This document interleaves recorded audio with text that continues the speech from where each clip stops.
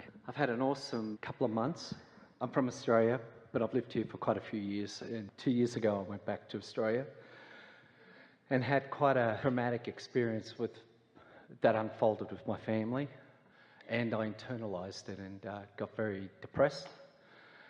And during that time, I stepped away and observed everything, what was happening, and came to a realization within myself that, I'm in control of my own thoughts and I'm responsible for everything that I decide. So what happened to you when you returned is because of the things that you were observing, it caused you for a little while to acquiesce to the vibration of who you were then. Yes. Which caused a big split in you, because who you were then and who you are now is quite different. And then it just took you a little while to find your balance. But that's good information, isn't it? Because you can't go back. There is no regression. Right. And people around you tend to remember you as you once presented yourself to them energetically. Right. Yeah. I found the word there's actually two words. I love the word deliciousness. It's great. But the word that Esther likes the word froth. She doesn't know why.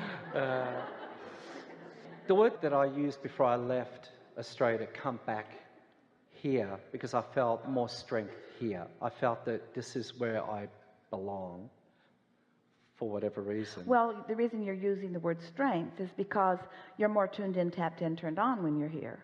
And so you're more in alignment, and therefore you have more clarity and more stamina and more vitality and more... That's logical, isn't it? Yes, it is. And so now you could have that anywhere. It's just harder to do it in a place where you used to do something different. Once you tune into that, you can go anywhere and feel that. You don't have to avoid a place. You just have to understand that you feel that way because you're focusing differently here than you did there. And the reason that you or anyone else doesn't focus so well when you go back home is because you didn't know what you were doing then so much. You were more of an observer. Yes.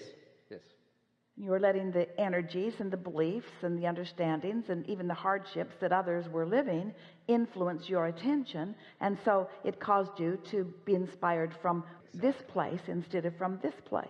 Right. Yeah. So what are you asking? The word that I used for my family was forgiveness, and there was some forgiveness of them? Of them, and also between them. We have a better word, a word that will feel better to you. Understanding.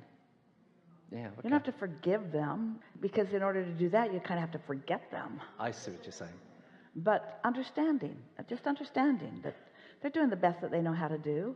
And they sure did give you a lot of bounce, a lot of basis for what you are wanting. And if they hadn't been who they are, you wouldn't be who you are. Exactly. And so we think that anytime anyone feels like they need to give a lot of forgiveness to someone who was in their life before, they're not who they really want to be now. Forgiveness is always focused upon what you think went wrong. And you can't do that unless you still think it. Think about it. Interesting. Because when you are tuned in, tapped in, turned on, what you feel is appreciation for them, not forgiveness, not undoing something. We never feel forgiveness for anyone because we've never condemned them to begin with. We don't try to go back and undo that. Instead, we just stand now and appreciate the magnificence of who they now are. Okay. Not wanting to head you off your train of thought so much. So what are you reaching for? So that sort of came because I was You're trying to justify not being there. Yeah. No. I came to the realization that I love being there as much as I love being here. But as you said, I feel more comfortable here in my vibration. I'm in more control. So what are you forgiving them for? I had a lot of anger because... You're forgiving them for your anger? Probably not. I want them to forgive each other because they're angry with each other. Oh, well, you don't have enough years left. You just can't influence what other people have going on. But you can focus on them not getting along and feel bad, or you can focus upon something altogether different and feel good. Yeah. You can focus on them and feel bad, or you can focus on them feeling good. No, you can't. You can focus on them and feel bad, or you can focus on something else and feel good. You can focus on them and feel bad, or you can focus on them and feel good. No, you can't. So you can focus on them and feel bad, or you can focus on something else and feel good, or you can focus on them and feel bad, or you can focus on them and feel good. No, you can't. So you can focus on them and feel bad, or you can focus on something else and feel good. So you can focus on something else and feel good, and so you can focus on something else and feel good. So you can focus on something else and feel good. So you can focus on something else and feel good. So you can focus on them and feel good. Ooh, what happened?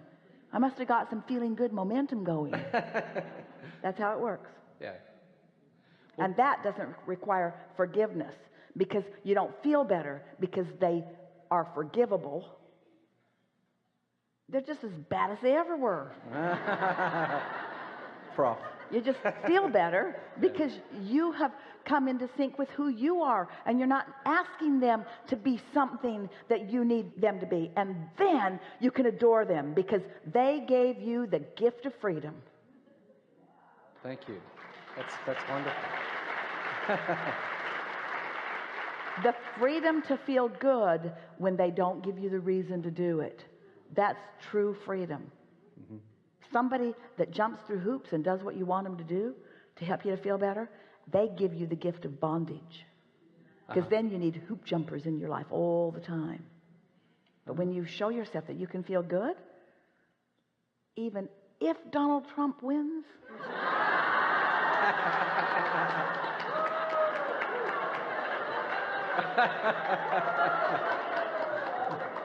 now you got it.